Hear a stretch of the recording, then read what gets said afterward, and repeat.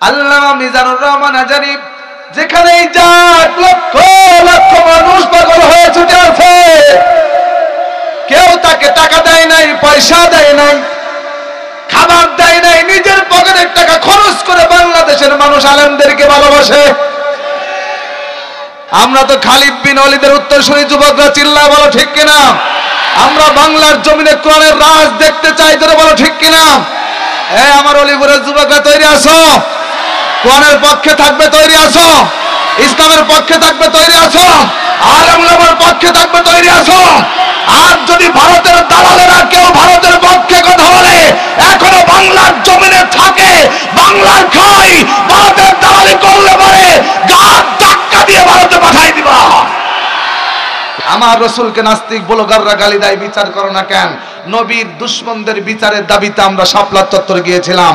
সেইখানে এদেশের আলেম ওলামাদেরকে তাহাজ্জুদের নামাজের সময়, রহমতের সময় পাখির মতো হাসিনার ডাকাত বাহিনী জালেমের দল গুলি করে করে লাশ বানিয়ে রাজধানীকে কলঙ্কিত করেছে। হিসাব অনেক আছে। 2024 এসে ছাত্র জনতার বুকে গুলি চালিয়ে আমার আবু সাইদ মুগ্ধ হাজার হাজার মায়ের বুককে তারা খালি করেছে। এবং পাকিস্তানি বাহিনী যা করে নাই তার থেকে হাসিনার বাহিনী বেশি করেছে। লাশগুলোকে হত্যা করে ভ্যানের উপরে উঠায় পেট্রোল দিয়ে আগুন জ্বালায় লাশের নমুনাও গায়েব করে ফেলেছে। সে হাসিনাকে ক্ষমা করা যাবে? ওর দালালি করলে তারও পিঠের চামড়া তুলে ফেলবো।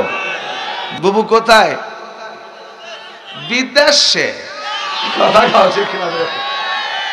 খেলা হবে আজকে, কোরআনের খেলা হবে, ঠিক কিনা বলো? কত জুলুম করেছে ভাইজান বললেন, শুধু আলেম ওলামা নয়, তার মতের বিরুদ্ধে যে গিয়েছে তার বিরুদ্ধে মিথ্যা অপবাদ আর জুলুম নির্যাতন করেছে। যুবক, সময় এসেছে, তোমরা ঐক্যবদ্ধ হয়েছ। দেশের প্রতিটা ইমানদার মুসলমান, এই যুব সমাজ যখন বুঝতে পারলো জালেম সে জুলুম করে আমার দেশকে ভারতের কাছে বিক্রি করে দিতে চায়, তখন এদেশের যুবকেরা পাবজির আসর বন্ধ করলো, নেশার আসর বন্ধ করলো। এদেশের যুবকেরা সমস্ত কিছু বন্ধ করে জীবনের মায়া ত্যাগ করে রাজধানী বুকে ঝাঁপিয়ে পড়েছে, রাজপথে ঝাঁপিয়ে পড়েছে। তারা রক্ত দিয়েছে, জীবন দিয়েছেন। 1971 সালে যেমনি ভাবে আমার দেশের জন্য বাংলার জমিনের মুসলমান, বাংলাদেশের মানুষেরা রক্ত দিয়ে জীবন দিয়ে দেশকে স্বাধীন করেছে, 2024 সালে এসেও রক্ত দিয়ে জীবন দিয়ে হাসিনার হাত থেকে দেশকে স্বাধীন করেছি। তোরা বলো ঠিক কিনা? আবার যদি প্রয়োজন হয় যুবকেরা তৈরি থাকতে হবে। ওই ভারত নরেন্দ্র মোদী তার গোলাম, তার দাসী হাসিনার পতন দেখে সহ্য করতে পারছে না, এই জন্য বাংলার জমিন নিয়ে ফিরিমিনি খেলার নীল নকশা তৈরি করে আমার দেশে হামলা করতে চাই। আমরা বলে দিতে চাই, আমরা দেশের প্রতি ইঞ্চি মাটিকে ভালোবাসি, দেশকে ভালোবাসি ইমানের অংশ। দেশের জন্য যদি প্রয়োজন হয় রক্ত দিব, জীবন দিব, 1 ইঞ্চি মাটি আমরা ভারতকে দিব না। আমার আল্লাহ বললেন, আমার রাস্তায় যারা জীবন দেয়, কার রাস্তায়? আল্লাহর রাস্তায় জীবন দিলে সে কি মরে? শহীদ হয়, সে জীবিতই থাকে। সুবহানাল্লাহ বলেন না? এই যে দ্বীনের জন্য, ইসলামের জন্য যারা জীবন দিয়েছেন, যুগে যুগে যারা মার খেয়েছেন, রাজাকার বলে যাদেরকে ফাঁসি দেওয়া হলো, বাংলাদেশে ভারতকে খুশি করার জন্য 15 বছর ধরে আলেমদেরকে জঙ্গির নাটক সাজিয়ে মিথ্যা মামলা দিয়ে জেলের ভিতরে ভরল। আজকে সব বের হয়ে যাচ্ছে, জঙ্গি বলে বাংলাদেশে কিছু নাই, সব মিথ্যা নাটক ছিল। কথা বল না কেন? আল্লামা দেলোয়ার হোসেন সাঈদী কোরআনের পাখি,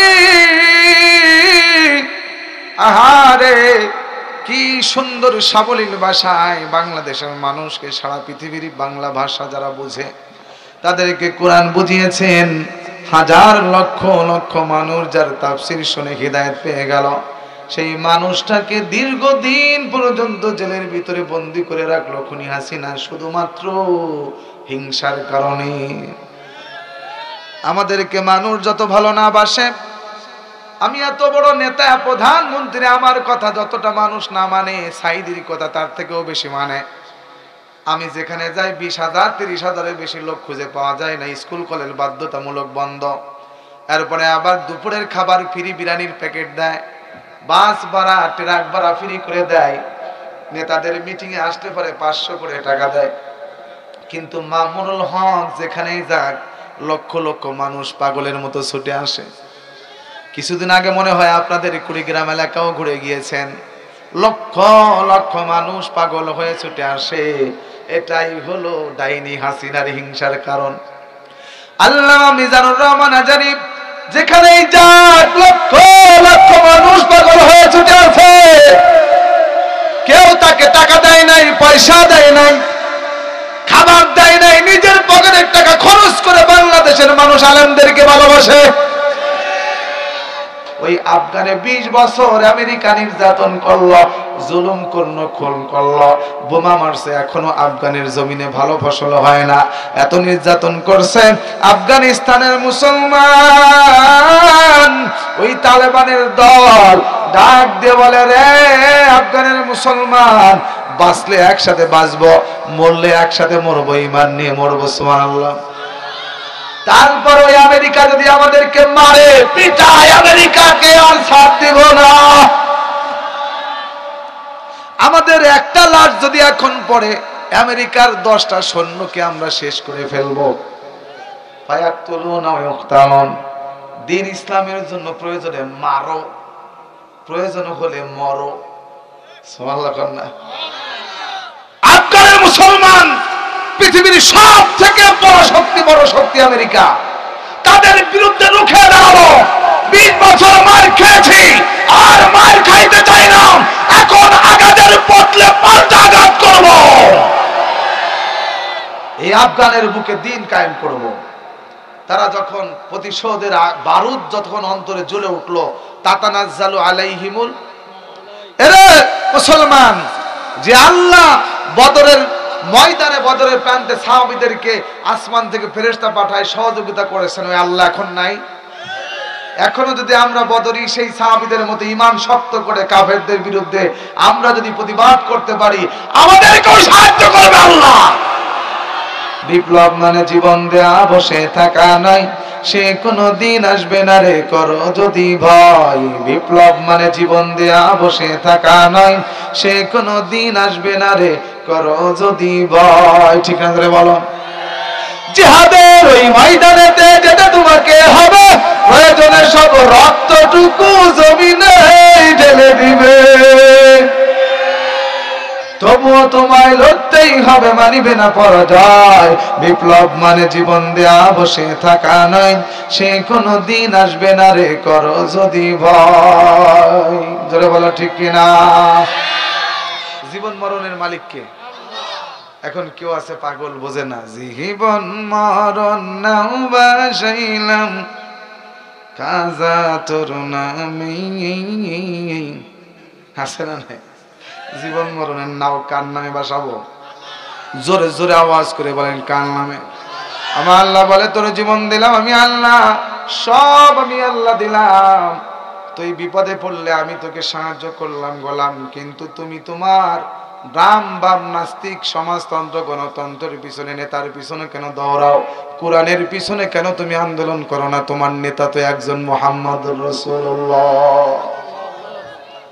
তোমার নেতা চুরি করে, তোমার নেতা ডাকাতি করে, তোমার নেতা দুর্নীতি করে, মদ খায়, মিথ্যা বলে, কিন্তু আমার রাসূল 63 বছর বয়সে জীবনে একটা মিথ্যা কোনোদিন বলে নাই।